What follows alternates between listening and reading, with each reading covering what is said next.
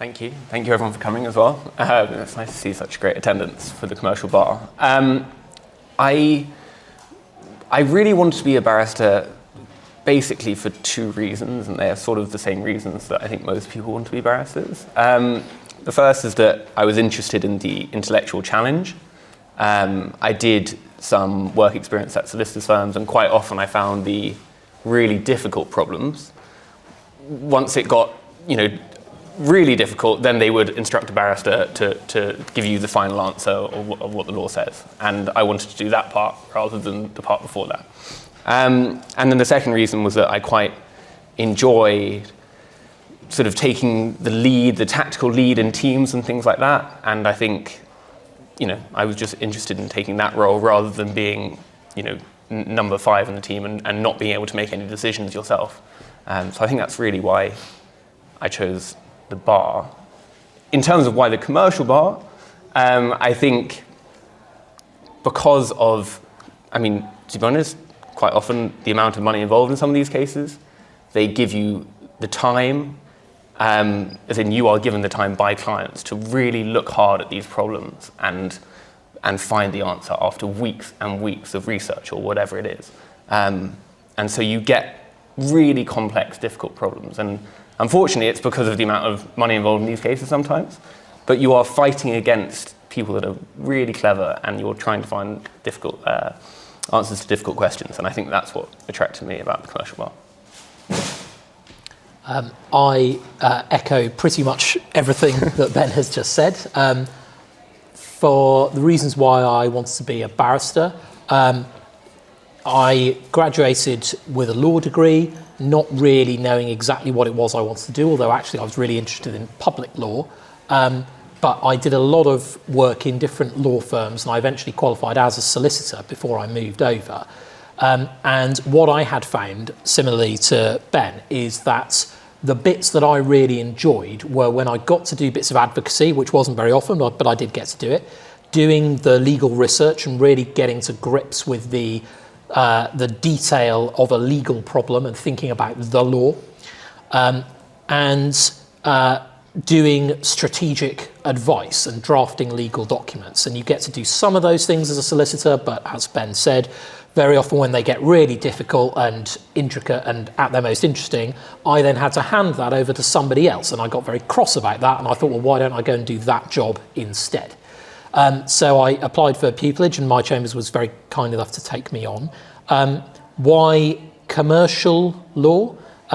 I am at the commercial chancery bar, so I deal with similar sorts of work that Ben would do, but I also deal with a range of work in what you might call the private client sphere, and the sort of unifying theme is things to do with property and equity and the ways in which money and assets and business assets are held and transacted, and people interact with them in legal ways. And what you've got there is a lot of legal constructs and abstract ideas like what is a company, what is a trust, and how do those things hold and deal with property and do deals between each other. And finding ways to solve those very practical problems that people have in their lives or in their businesses by applying your legal analysis was what I found really, really interesting and attractive. As Ben says, you're not in court every day. You're often given a lot of time to work up to any given court appearance, so you've really got the time to think through the intricacies of the problem. Sometimes you are deep in a textbook and you stumble on what you think is a really clever answer. That's great. And then you find out how you can really precisely fit that onto the problem that you've got in front of you, and you think, yes, this is the killer argument. And having the time to really put that together and use your brain to work your way through something is really great. As Ben also said, the cases are often, not always, but often quite high value, which means you'll be given a lot of time to work on it. It also means, not wishing to be vulgar, but the work is pretty well remunerated compared to other areas at the bar. That's important to some people, it's not important to others, but I think it is fair and reasonable to point it out. So yeah, if you're interested in the black letter law and how that applies to real people's problems in their lives and businesses, then I really urge you to have a think about the commercial bar. Yeah. Yes. You both mentioned that unlike solicitors, you get to make tactical decisions or strategic decisions, as you mentioned. That confuses a little bit with the fact that the solicitor instructs you. So how does it all work together? So you've got your instructions, but actually how the case progresses. Do you give instructions to solicitor to find out? It's a good question, I think. I mean, what you're doing is you're not so much running the case day to day. The solicitor does that. The extent to which you are involved in a given case will vary. Sometimes you will be very hands-off and the solicitor will come to you saying, there is now a court hearing, here is all the papers we've put together for the case, you've never seen the case before, you get ready and you do it. You might make some strategic or tactical calls about how you do that bit, and you might perhaps have input in settlement discussions, but ultimately you've not run it. Or you might be involved right the way through. But in either case, you are providing your advice. You're an external professional consultant, basically. Your advice primarily goes to the solicitor, who then passes it on to the client, or you might advise the client in conference. So it's not so much that you are making the final decision, but often when you're being asked about things like, how is this likely to go in court if we run this argument? What is a judge likely to do? What is a better way of putting this case? Your advice is likely to be heeded because that's your particular area of specialism. So it's not so much that you're necessarily making the final decision, but you are giving the advice to the solicitor and ultimately to the client, who would then decide if they want to go with it or not. Yeah, I think I'd agree with that. I think that what I found quite, I would say, surprising, I mean, in terms of what you've said there, is that at the very beginning, I think I had a case where there was a sort of in-house legal team, because it was a very big commercial client that have their own in-house legal team. So there were maybe 2 lawyers there, and then they had instructed solicitors, so there were 2 further solicitors there, one of whom was a partner, and they then instructed me. But you are on these calls with, and I was 23, okay? You're on a call with these 5 people, and they say, fine, they're saying, what do we do next? Like, how are we going to plead this claim? And then what are the chances? And you're not necessarily making the decisions, but you are developing the strategy of how you're going to fight this case. And you make a decision at this point, that decision is followed, and then there's the next decision, and they ask you what next? And each decision then leads to another further call and strategic call that you have to make in the case. And I think, particularly if you were involved from the very beginning. And that felt like leading that team in that context. Yeah. Just can I just add one other point on that, which is that when you're involved in a case where there's a team involved, even if it's just you and the solicitor, or it might be you and a leading barrister and lots of people at the solicitor's firm, the precise team dynamics will vary from case to case, and so your specific role you'll figure it out within the team that gets built. So it might be that the solicitor defers a lot of stuff to you, and they just want to deal with the pure mechanics of running the case. And any strategic decision or any call about, how should we write this pleading, or what cases, what parts of the case should we emphasise, the solicitor will defer to you on everything. And sometimes you get a solicitor who's been practising law ever since before you were born, and you're a very junior barrister and they want you to tell them the answer. Well, it can be a bit scary, but ultimately that's what they're paying you for. And so you analyse it and you give your best answer. Or you may have a role that is more limited to, they'll put particular things to you that they want you to advise on. Maybe there's a particular intricacy of procedure where they haven't really got the time to work through all the implications, or they haven't seen it in practice, and they want you to tell them what particular approach they ought to take on an issue for disclosure, for example. And so it'll be a narrow point. So it really varies case to case. But yeah, as Joseph said, you're always part of this ongoing strategic process. Sorry, Ben. No. I think there's 2 questions, so I'll have you first now. What are the challenges being faced by the question bar at the moment? Anything particular? What are the challenges being faced by the commercial bar? I think draft was inclusion and diversity. what other challenges are there that we should be left without? I think the commercial bar is very often dealing with, by its nature, business disputes and the way it has to understand the way businesses operate. And businesses, because of the nature of the competitiveness of commerce, have to keep up with the times. And so you have to have an awareness of the way in which developing technology is used by businesses. And so one of the big hot topics at the moment, of course, is AI. How does that impact on, firstly, how do your clients do their business? What impacts can it have on particular cases that might come up for you? Just to take one example, there's an issue of deep fakes that are a developing area of real concern that can be used to perpetrate frauds, for example. And so you need to have an understanding of that being a kind of thing that can come up. But you also need to be aware of how these things can impact on your own business as a practitioner in order to be competitive. So, for example, there are legal research platforms that will offer sort of AI add-on packages. So when you're doing research, you can have the assistance of an AI function. And if you're using that, that can perhaps help you be a bit more efficient, but you need to really understand how it can help you, but also you need to be really aware of how it can badly let you down. I'm sure people will have heard of cases where lawyers have ended up with egg on their faces because they've relied on a case that ChatGPT told them was a real case, and it turned out it was completely made up. I think I would sort of add to that perhaps in a more commercial sense, you are reliant on businesses. Certainly in my field, I'm only qualified as an English lawyer. They need to basically pick English law to govern their dispute in order for me to end up with that case at the end of the day.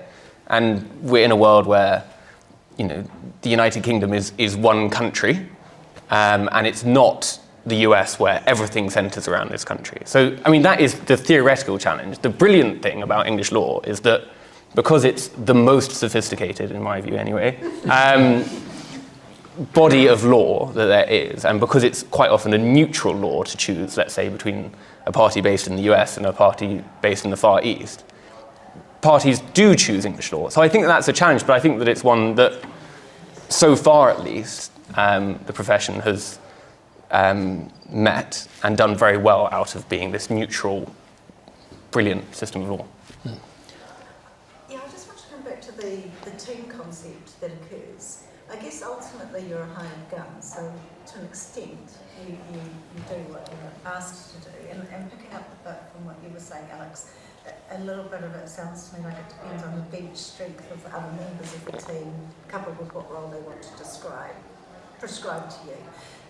And are you guys both relatively junior or not? Yeah. So, but there would, I'm wondering about the scenario where you might have there's two questions. One is a scenario where you may disagree with the strategy of the solicitor majesty and how you manage that. It happens. So how do you manage it? How do you deal with that? Well, I guess the first point is at what point in the case has it happened, and are you in a position to do anything about it? Because if you're given a brief for a trial that's in a month, you can't really say at that point, I don't like the way this case has been started. Because of the disclosures, or because of why because at that point you can't really rip it up and start again. You might have a limited ability to say, oh, actually, there's maybe a late amendment we could make. But if you think the case has been run, if you think, had I been on this case from the beginning, I would have set it up in a different way. You obviously can't go back and change that. The case has got to this point. And because you've gone through the whole case management process with it being set out as it is, if you start trying to introduce whole new grounds of the case, it might mean you'd have to redo disclosure. It might mean you have to get experts' input on whole new things. You might need other witnesses to give evidence. So the scope at which, the scope for reopening things like that and redefining what the case is about are pretty small at a very late stage. So you're kind of stuck with the way it's been done. Because of the legal system or because of the financial cost of doing so? I mean, basically the procedural setup that we have, which is that a judge is not very likely at a late stage to let you say, people have been preparing this case for a year and a half and spent enormous amounts of money on it. I'd like to start again. But if you're involved in an earlier stage, you may well have a disagreement with your solicitor about strategic calls, and you basically try and find an agreement with them. You try and bring them around to your way of thinking. But ultimately, you do have to pull as a team at the end of the day. So you've got to try and find a unified approach. And it links a little bit to what you were saying, Benjamin, at the beginning when you started, and you're talking about you might get asked questions of at a tactical level. So I was trying to understand at what point one has strategic overview, like if the solicitor has sort of done a map, if you like, but how that might play out in a trial situation might be quite different. I don't know if this is correct or not, I'm imagining. I suppose it links to the last question in a sense, because if you disagree with their strategy, you must have a strategy. Do you mean what's your role in designing how you run a case at trial compared to the solicitor having input on that? I suppose what I'm trying to think is if I imagine being in your shoes and a solicitor presents me with a roadmap, if you like, of what the case is, or an algorithm, or whatever you want to call it. I would imagine if one's very, very, very experienced, you might look at that and think, oh no, that's not going to work, or no, this is how I'd take this, and it may map across or it may not map across, which is my last question, I suppose. But what I was trying to understand is at what point would you have a detailed enough and crystallised view of it to... I mean... That's a generic question, sorry. I think, it's interesting. I think certainly my experience of this is that there is quite a lot of deference to your experience. And, we were discussing before, we're the same level of court, so we've been doing this job for 5 years each. And even though I've not been doing it for 15 years, for example, certainly in my field at least, we're very specialised. We do international trade disputes. And a solicitor may do a wide range of disputes. And even then, even if they are specialised in the same area, they also do lots of other things that you don't do. You do one thing, which is sort of research and find ways to solve or to argue these problems and advise on these problems in a very narrow sense. So you quite quickly accumulate enough experience to know how you want to argue something, how you think something should be argued. And my experience has been that solicitors are quite deferential to your experience in that respect and your recommendation. And it's quite rare that you actually sort of really disagree significantly enough that they are willing to take a completely different course against your advice and take that on their own head as, okay, we're going to do this, and the barrister told me not to do it, but I'm going to do it anyway, and then be sued for. I mean, it's quite rare. So I think that you have quite a lot of control and strategic control over the cases which you're involved in. I suppose my question was really more, the second question was just at what point would you have a conviction about the alignment or otherwise of a case? I don't really follow, I'm afraid. Sorry.